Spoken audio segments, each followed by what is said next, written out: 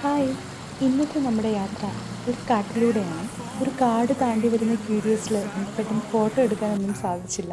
കാരണം പേടിച്ചായിരുന്നു വന്നിരുന്നത്. ആ സമയത്ത് ഞങ്ങൾ മാനയെ കണ്ടു. ഒരു വിൻ്റർ ടൈമിലാണ് നമ്മൾ പോയത്. ആ സമയത്ത് മരങ്ങളിലെ ഇലകളെല്ലാം ഇങ്ങനെ കൊഴിഞ്ഞു നിൽക്കുന്നുണ്ടായിരുന്നു.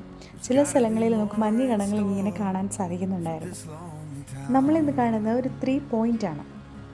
അതായത് 3 രാജ്യങ്ങളുടെ ഒരു ജോയിൻറ്റ്: ലക്സംബർഗ്, ജർമ്മനി, ബെൽജിയം. നമ്മളിപ്പോൾ കാണുന്ന ഈ നദിയില്ലേ, ഇതിൻ്റെ പേര് അവർ റിവർ എന്നാണ്. നല്ല ഫ്ലോയിൽ തന്നെയാണ് ഇത് ഒഴുകുന്നത്. നമ്മൾ ഈ കാണുന്ന ഈ ഒരു റീജിയനിൽ ടെറിറ്റോറിക്കലായി ഒരുപാട് ചേഞ്ചസ് പറ്റിയിട്ടുണ്ട് കോൺഫ്ലിക്ട്സിൽ, എസ്പെഷ്യലി ഫസ്റ്റ് ആൻഡ് സെക്കൻഡ് വാറിലൊക്കെ. പക്ഷേ ഇപ്പം തികച്ചും കാം ആൻഡ് ക്വയറ്റാണ് ഈ ഒരു പ്ലേസ് എന്ന് പറയുന്നത്. ഈ ഏരിയയിലേക്ക് വരണമെങ്കിൽ നമ്മൾ മുകളിൽ പാർക്ക് ചെയ്തതിന് ശേഷം മാത്രമേ ഇങ്ങോട്ട് വരാനൊക്കത്തുള്ളൂ.